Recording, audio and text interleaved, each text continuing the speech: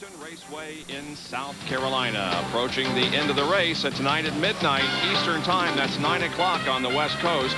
Join us for coverage of the Grand Prix of Brazil Formula One race, second race of the season. That's from Sao Paulo, Brazil. And again, we don't want to give away any details on the race, but we do want to urge you to watch it because it is quite a race. And Michael Andretti, unfortunately, had some more misfortune, and that in itself is quite a story.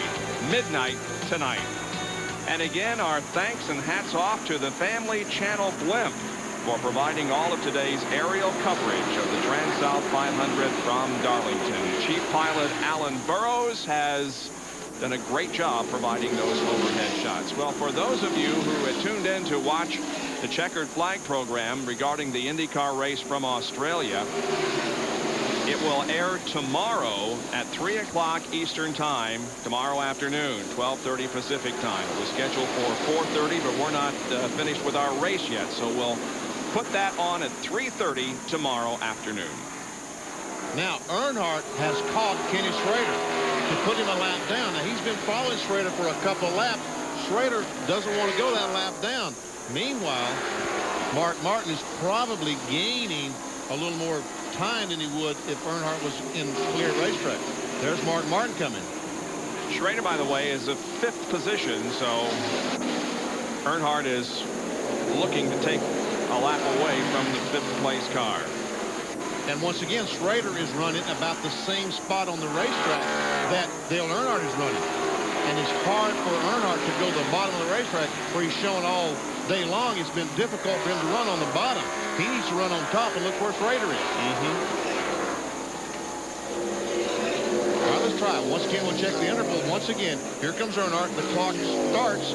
Here comes, what was it, 4.4 seconds or something like that? Around the, yeah, he's gaining, but laps are winding down. I'm told it was 4.1, so we're less than 30 laps away from the checkered flag, so the interval is too great. Jerry Punch understands some good news from the Dale Earnhardt pit. Well, Andy Petrie has been named Western Auto Mechanic of the race, and Andy, congratulations on being named Western Auto Mechanic of the race here. Yeah, it's awful nice that people do that for us. You know, I can't, like I said before, you know, it's not enough I can say about the crew. They're really the ones that deserve it. They give it to one person, but it's really just a reflection of the whole team. You worked so hard to get this car set up. The theme this year has been black is back now. Looks like you got about less than 30 laps to go. Does Dale seem to have any problem at all? Yeah, we're just looking for some luck now. You know, we've had a good run all day. We got down a lap there, made it back up, and had a good break there. We're just looking for a little more good luck, and maybe we can win. Andy Petrie, the Western Auto Mechanic of the race, he gets $1,000 for doing a heck of a job to get this car possibly back to victory lane. And when we showed you the current point standings, it reflected how that Andy is atop the point standings, so he adds to his lead with today's honor. Ned, why do you suppose that Earnhardt, he caught Schrader, but that gap is, I think he's backed off because he realizes that Martin can't catch him now? Could he take care of his tires? Taking care of those tires could very well be, but that's what he's doing. He has a good lead. No point in taking any unnecessary chances, although when we saw him make a move up there on turn 4 a while ago, we wondered about that, didn't we? There we see Bobby Hamilton. He's been smoking badly on the bottom of the racetrack, the Country Time Ford. He's going down the front straightaway now. I assume he'd be heading to his pits in the back. He's very slow down through here. 25 laps to go. You know, Bob, remember that race in Atlanta last fall, just how exciting it was with Kawicki and Bill Elliott trying to win the championship and what have you? Yep. Well, you know, every race on the Winston Cup circuit is exactly the same.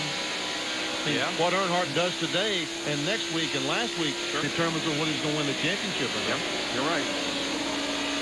Here's Rusty Wallace in 3rd place, and he made pit stops earlier than most everyone else, and so the tires are a little bit, look at that. The tires are a little bit older, and it's pretty obvious because he's on that wheel again, Jerry. That is indeed the case, Bob. They said that he stopped so early trying to get an advantage with fresh tires, and now one advantage he may have gotten has gone away. The tires are worn. He still has about 23 laps to go, and they really need a yellow flag or some stop on pit road to be able to get fresh rubber on that car. But when he made that pit stop, earlier than the rest at lap 3:08. He had about 60 laps, 59 laps to go.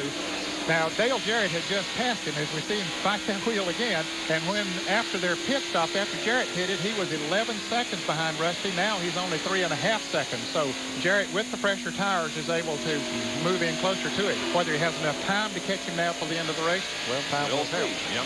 Same kind of a situation with Earnhardt and Mark Martin. Let's see the interval. There's Rusty, and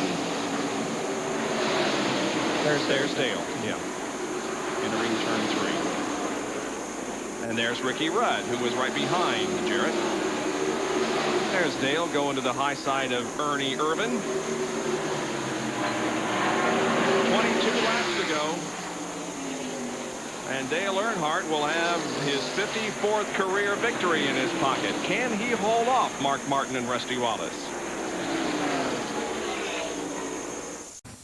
Darlington Raceway in South Carolina, the Transouth Financial 500. We'd like to take our hats off to Jim Hunter and his staff here at Darlington. They have, as we see, we are back above the track record. They've done a great job just in the last year putting some paint on this place and really making it look nice. And they have major plans for a brand new grandstand on what is now the backstretch. And it is hoped that at some point in the future, and this is maybe a couple of years away, that the starting line will move over to where the backstretch is now. But anyway, they're doing some great jobs. The left side of your screen is the backstretch, and their plans are for that to be the front stretch. The right side of your screen, which is currently the front stretch, they're just basically going to flip-flop. So that means that turn 1 and 2 will be what now is 3 and 4, and that'll make for some very interesting starts. Yeah, going in there side by side, right. Especially coming off turn 4 or turn 2. Again, for those of you who are tuning in for the IndyCar checkered flag program regarding the Australia race, we're going to go till, well, we're going to go over, obviously. So that race will be on, checkered flag will be on at 3:30 tomorrow afternoon. Dale Jarrett has caught and passed Rusty Wallace for 3rd. Just caught him, and he's made up that 3.5 seconds in just a few laps, Ned. Yes, he has. Rusty's car has just totally gone away. He's really fighting that thing. He's going to be hard-pressed to last 16 or 17 laps. Now, he's got to take into consideration if he does come in, he's going to go a lap down. He's still in the lead lap. Rusty is in 4th place. So I expect he'll try to hang on and try to salvage that 4th place finish. Only 16 laps to go. His challenger is Ken Schrader, who's about a straightaway behind Rusty. You see Rusty fighting that wheel, trying to make that car go the other direction. And when it goes the other direction, make sure the back end will go.